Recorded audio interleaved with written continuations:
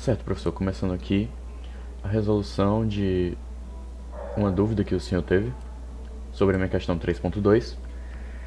Basicamente, em essência, o senhor pode pausar aí para ler, mas basicamente o senhor me questionou sobre o funcionamento da macrocopy e da de comparação, considerando que a gente só vai poder usar o símbolo A, B e em branco. Então, vamos lá. Ela é um pouco desafiadora, mas principalmente porque nós não podemos usar a estratégia de um Azão, Bzão, né? Ou então utilizar uma segunda fita aqui para anotar as coisas e sabermos como está o andamento. Mas se o seu problema é anotar, e nós sabemos que temos então a nossa máquina que lê as Bs e a fita vazia estritamente, bom, então a gente pode anotar no nosso próprio caminho que entre um e outro a gente leu, por exemplo, um Azinho, e entre um e outro a gente leu Bzinho. E se esse é o nosso ponto, a gente pode desde o início anotar pelo próprio caminho qual foi a nossa última leitura, concorda?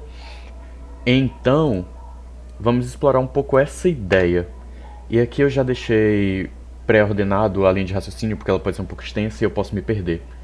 Mas aqui é a essência, certo, professor? Mas basicamente vamos aqui falar um pouco sobre a macro da copy, de cópia, certo? Qual é o raciocínio dela? Primeiro, leia um A ou um B, cada um terá o seu caminho na máquina de Turing, como eu falei, e estar em um caminho indica que a leitura anterior foi a de um A e um B. Ah, Pedro, quer dizer que eu comecei a palavra lendo um A e o meu segundo caractere foi um B. Você está dizendo que esse caminho quer dizer o B porque foi a minha última leitura? Não, eu estou dizendo que essa leitura aqui, a leitura inicial, foi um A até eu voltar para esse estado, entende? A mesma coisa aqui para baixo, quer dizer que a minha primeira leitura foi um B, entende? Certo. Então vamos lá. A gente primeiro vai ler um A ou um B e vai, entre aspas, anotar no próprio caminho que a gente está seguindo na máquina de Turing se o nosso início foi um A ou um B, certo? Então vamos lá. A gente primeiro ler. Após isso, a gente vai ler esse A ou um B e transformar ele em delta. Pedro, a informação não foi perdida? Não, porque a gente anotou no próprio caminho que a gente vai seguir. Certo. Em seguida, a gente vai ler todos os A's e B's que a gente tiver na palavra, até encontrar um delta. Caso a gente ainda tenha A's ou B's, leia. Pode ficar um pouco confuso. Pedro, como assim? Mas vai fazer sentido. Caso esteja no caminho de A, após acabar as leituras de A's e B's e encontrar um delta, no lugar do delta, escreva um A, ou caso esteja no caminho do B, escreva um B. Fez isso? Certo. Então volta lá pro começo. Como é que eu sei que é o começo? Porque eu sei que eu tenho um delta, eu tinha A, enfim, várias coisas. Achei um delta. Posso ou não ter várias coisas aqui que eu anotei. E tem um delta aqui, né? Se eu li um A aqui, no início da minha máquina, né? Eu li esse A, certo, transformei ele em delta, ignorei tudo que tinha aqui, li outro delta. Ignorei tudo que tinha aqui, achei um delta. Beleza. Então volte aqui, escreva esse delta. Certo? Não, mentira. Escreva, na verdade, um A. Eu me confundi com a próxima máquina que a gente vai resolver. Mas, perdão. Mas aqui leia um A. Escreva um A. Beleza. Escreveu o nosso A? Volte e encontrei um delta. Certo. Então, a gente encontrou o início da minha cópia. O que eu tenho que fazer? Voltar para o meu último ponto de parada. Qual foi o ponto de parada? Exatamente o último delta. E a gente está ainda no nosso caminho de A's. Então eu sei que esse inicial foi um A. Certo. A sua condição de parada vai ser basicamente quando você chegar aqui nessa leitura de beta. Ele era um delta no caso, né? E aqui, por exemplo, eu escrevi um B. Cheguei aqui, encontrei o início da cópia, vim pra cá, escrevi um B também. O meu próximo é um delta?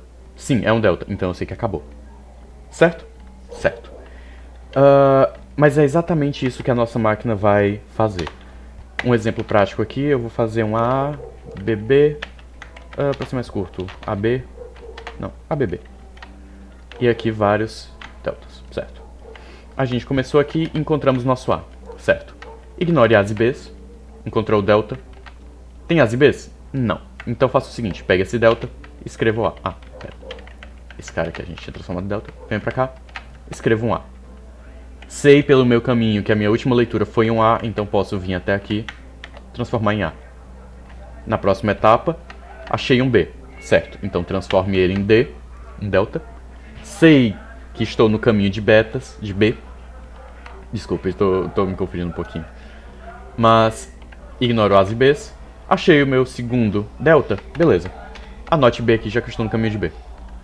Volto pra cá, ignoro As e Bs. Encontrei o delta. Estou no caminho de B, escrevo um B. Passo pro próximo, delta. Ignoro o delta, ignoro os As e Bs, escrevo B. Volto tudo, ignoro o delta, achei onde eu preciso substituir. B. Certo. Pedro, a minha próxima instrução é um delta. Faça o quê? Encerre. Quer dizer que você acabou de copiar com perfeição o que você queria. E a nossa estratégia inicial é literalmente marcar no nosso caminho marcar no nosso caminho qual foi a última letra lida, e marcar na nossa própria fita qual foi o nosso último ponto de parada. A partir daqui tudo foi copiado, a partir daqui tudo precisa ser copiado, e esse cara eu sei que é exatamente quem eu preciso copiar. Certo? Pedro, mas e aí no caso de você ter a palavra vazia e você querer copiar, como é que vai ficar? Não vai fazer um looping? Não, porque o meu em seguida já é um delta. E se o meu segundo é um delta, eu sei que eu já copiei com sucesso. E o vazio realmente não precisa ser copiado, então até aqui nós temos o nosso objetivo. Certo? Show! A gente vai passar agora para a próxima macro que vai nos auxiliar na terceira. O senhor só pediu duas, mas no meu raciocínio de comparação, eu precisei de um a mais. Certo. Qual é essa? A em questão é a Cope 2. Basicamente ela é igual ao do Cope, mas ela tem esse formato aqui, né? A nossa string vai ter um dx, dy, e o que a gente vai querer é, estando aqui nesse d, o resultado final que eu quero é uma cópia de x. Então eu quero que o meu resultado final seja essa. Como é que eu posso fazer isso? Bom, a gente já sabe que a gente só pode usar as, e aqui essa aqui vai ser o y, né? Então a gente pode chamar de ABBA e muitas outras coisas. E a gente quer que essa string daqui venha pra cá. Qual é o raciocínio? Basicamente o mesmo da anterior. A única grande diferença é que a gente sabe que vai ter que ignorar um delta a mais, que é justamente esse daqui. É a mesma coisa da outra, como a gente pode ver. A diferença é que eu vou ter que ter mais uma etapa no nosso autômato de ignore um delta, ignore As e Bs. E assim a gente consegue ter uma cópia de, no estado original, dx, dy, ter no final dx, dy, dx'. Ou então a gente também pode executar, por exemplo, supondo que a gente executou duas vezes. Basicamente a gente fez essa cópia aqui, então a gente tem o dx'. Isso aqui vai ser útil na próxima. Se a gente vier exatamente para cá e quiser uma cópia do y, a gente também pode aplicar. E aí o que a gente vai ter, aqui estão vários deltas, né? O que a gente vai ter é que ele vai ignorar o x' e vai copiar o y para cá. Então a gente vai ter um dx, dy, dx, dy, dx', dy'. Certo? Esse Cope 2 é basicamente uma extensão do original, usando a mesma lógica, só pulando um delta e As e Bs. Certo? Agora a gente vai passar para um mais extenso, que é justamente a macro de comparação. Certo? Basicamente, o que a gente vai fazer? A gente vai utilizar do artifício da Cope 2. Digamos que a gente tem essa string que a gente quer comparar com essa string. Como o senhor mesmo apontou, a gente teria que apagar esse cara, vir pra cá, apagar esse cara. Aí vem pra cá, apaga esse cara. Vem pra cá, apaga esse cara. Da mesma forma aqui, aqui. Mas aqui, nesse momento que a gente apagou esse D e quiser voltar, a gente vai entrar num looping. Ou então, aqui a gente pode ter uma palavra muito grande, aqui a gente só tem um A. E aí ele vai apagar esse, vai voltar pra cá, apagar esse e entra em looping, lendo várias coisas aqui. A gente tem esses problemas, mas com a nossa macro a gente vai resolver isso. Como? Primeiramente a gente vai ter esse estado aqui e vai utilizar cope 2 duas vezes, até que no final a gente tenha esse resultado, esse resultado aqui, certo? dx, dy, uma cópia de x e uma cópia de y. Show. Remover então quem? Remover o primeiro elemento de x e depois de y.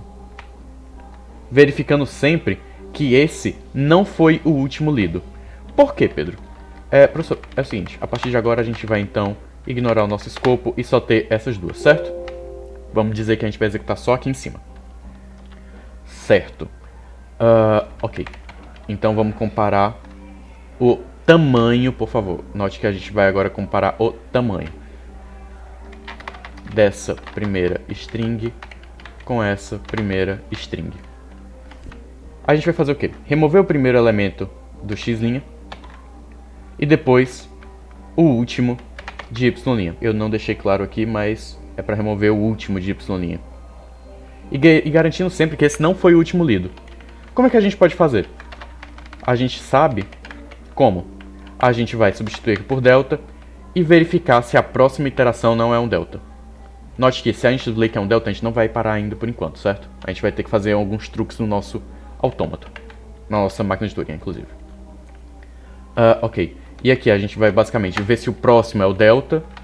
Da mesma forma a gente vai ver se esse cara aqui, o anterior, não é um delta.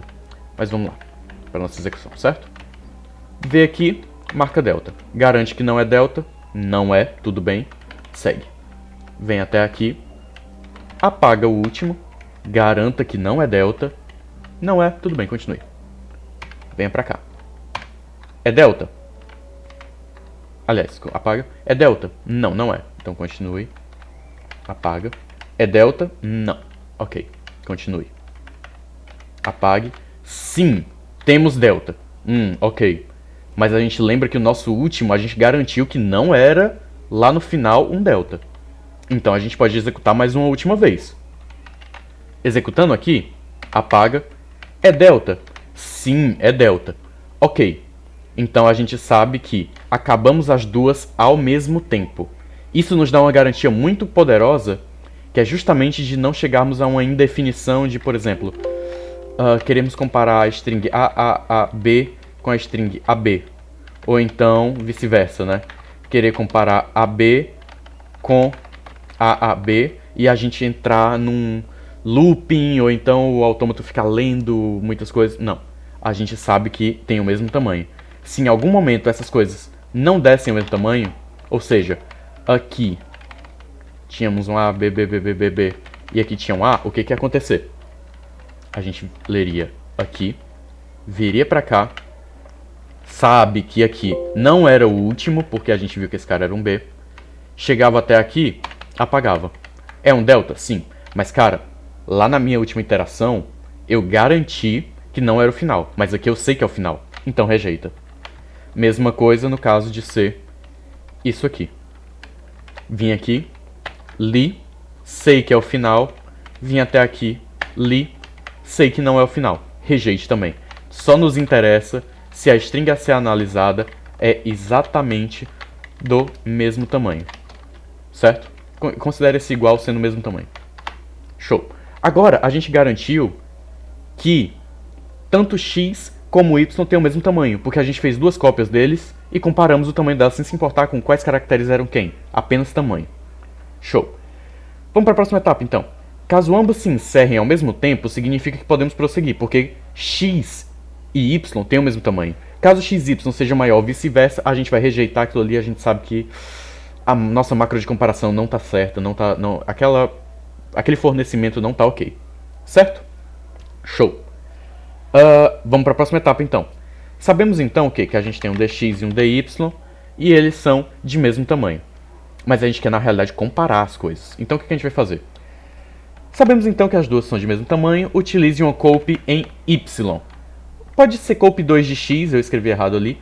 Mas o que a gente vai fazer é uma cope de y. A gente pode usar só cope y aqui e tem um y'. Esse cara vai ser só um contador, então não nos preocupa. Ah, e outra coisa. Aqui a gente estava executando as coisas de XY e X', Y', e aquele negócio de voltar poderia dar problema. Mas na realidade não. Por quê? Porque a gente anotava no nosso caminho sobre ser ou não a última letra lida, e também a gente tinha uma garantia que sempre tinha coisa pra cá. Ok? Show. Então vamos aqui para a próxima parte. No final a gente tem essa parte aqui, né? No fim da cópia de X com cope 2 ou só com Y em cope. E o que a gente vai fazer? A gente vai fazer algo muito parecido com o que a gente fez lá no nosso autômato original lá do 3.2. Dado um string desse jeito aqui, ABA, D, ABA, D, aplicando a cópia de Y ou cope 2 de X, a gente vai ter também ABA. Então o que a gente vai fazer? Começa aqui, marca D. Vem pra cá, marca D. A gente na primeira iteração sabe que no mínimo vai ter 1, porque enfim, a gente fez a cópia, né? E chegamos até aqui. Certo. Então a gente vem até... Ou então não, né? A palavra pode ser, por exemplo, vazia, mas aí se é vazia a gente vai encontrar um delta e a gente pode encerrar. Mas basicamente, se a gente lê uma letra, como a gente fez uma cópia e a gente sabe que tem os dois do mesmo tamanho, a gente vai vir até aqui, li um A, sigo no meu caminho, chego até aqui, sei que eu li um A. Beleza. Então agora a gente tem que fazer o quê? Remover do nosso contador um A. Não necessariamente um A, né? Mas a última do contador. Parte importante, verifique se esse não foi o último lido. Se não for, a gente sabe que a gente pode voltar para o início, ignorando toda essa parte intermediária. A gente não precisa ter medo desses deltas, porque a gente sabe que eles têm o mesmo tamanho. Então volta para cá, li um B, cheguei aqui, li um A, a gente já pode rejeitar. Mas no caso a palavra original era B. Então, apague também, vem até aqui, apague. É o último? Não. Então venha para cá, li um A, de fato li um A, venha para cá. É o último? Sim. A gente não encerrou até agora. Então a gente sabe que durante todo o prosseguimento a gente teve sucesso. Ou seja, dada um string ABA, BA e outra ABA, BA, quando chegamos no final das duas, tem o mesmo tamanho, chegamos no final das duas, nenhuma rejeitou por ser caracteres diferentes. Então, se todos os caracteres são iguais ao longo de toda a leitura e elas têm o mesmo tamanho, nós sabemos que a palavra acabou. E com sucesso. Então, assim que a gente zerar o nosso contador, a gente sabe também que as palavras encerraram. E se a gente chegou até o final da palavra com sucesso, significa que as palavras são iguais. Então, a nossa macro de comparação, se apoiando tanto no cope como no cope 2, funciona. E a gente não precisou de dupla fita, indeterminismo ou letras especiais. Apenas com entender que o nosso caminho na máquina de Turing pode ser usada para anotar qual foi a nossa última leitura, separando eles, né? E também notando que o delta pode ser um bom marcador de palavra, portanto que a gente saiba utilizar esses caminhos. Eu tenho que confessar para o senhor que a máquina de Turing ficou realmente extensa, mas eu imagino que não tenha muito para onde escapar. Talvez até tenha com um pouco mais de tempo, mas final de semestre é complicado e essa foi a solução que eu consegui elaborar no quadro. Certo? Então eu elaborei esses passo a passo e se o senhor tiver alguma dúvida o senhor pode pausar, mas como eu disse eu escrevi algumas coisinhas um pouco erradas, então perdão. Mas é isso, professor, qualquer dúvida, só me avisar.